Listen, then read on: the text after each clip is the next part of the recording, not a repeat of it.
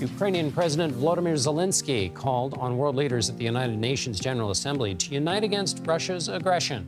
He warned Moscow is pushing the world to the final war and urged action to restrain the Kremlin's nuclear abilities. Terrorists have no right to hold nuclear weapons. No right. For more, let's bring in Luke Coffey. He's a senior fellow at the Hudson Institute. Luke, thanks for being with us. Zelenskyy opened his address to the UN General Assembly with the threat of Russia's nuclear capability. But Russia's always had nuclear capability. Why is he emphasizing this now?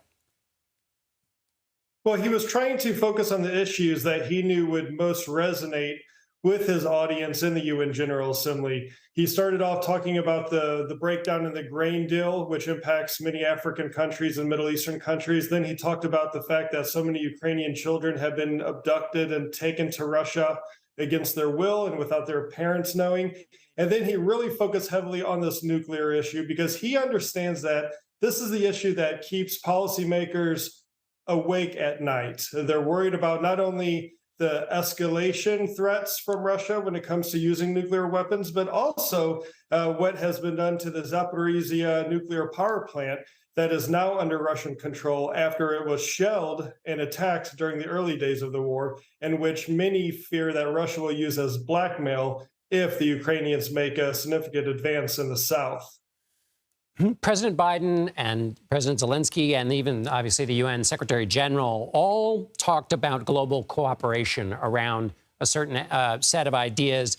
Zelenskyy talked about the international rules-based order. Give us a health check on the international rules-based order and whether appealing to that is still powerful or where's it strong and where's it weak? Well, a phrase like that works well in the UN General Assembly, but beyond that, it's probably not very effective. I hate the use of this. I hate the use of this phrase, the international rules-based order, because most people don't understand what it means. Your average American certainly has no idea what it means. And when President Biden goes on television telling Americans that we have to spend tax dollars to help Ukraine to preserve the rules-based order, people are left scratching their heads. Instead, he should be communicating why it's important that Ukraine defeats Russia, why it's important that we deter a Chinese attack against Taiwan by weakening Russia along the way. But he doesn't communicate it in these ways, and instead we're left with these vague notions and expressions of, preserving the rules-based order. So outside of the General Assembly, I don't think it's very effective.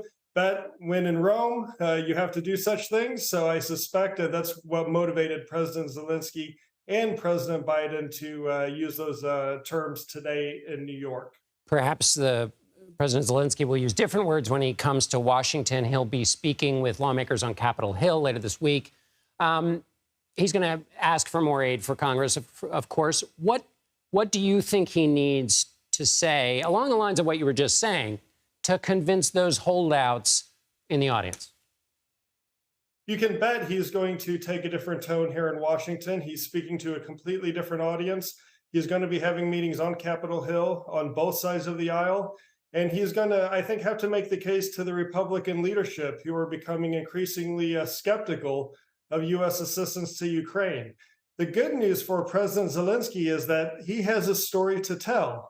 There is evidence, there's proof for the whole world to see that this U.S. military assistance is having an effect on the battlefield. It is helping protect Ukrainian lives, and it is advancing U.S. national interests in Europe. One of the biggest criticisms we hear from certain House Republicans is that President Biden hasn't given a strategy for victory.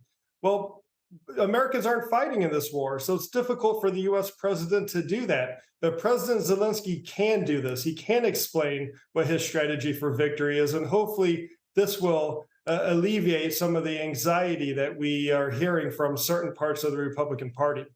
If the international rules-based order is jargon, is Zelensky's best pitch humanitarian, freedom-loving people who deserve the right to determine their own sovereignty against a bully? Or is it straight-up U.S. national security interests are at stake and you have a stake in protecting those? Well, the Ukrainians have never asked for U.S. troops to go and fight there. and they don't want U.S. troops to go and fight there. They just want a fair chance to defend their homeland and to fight the Russian invasion off.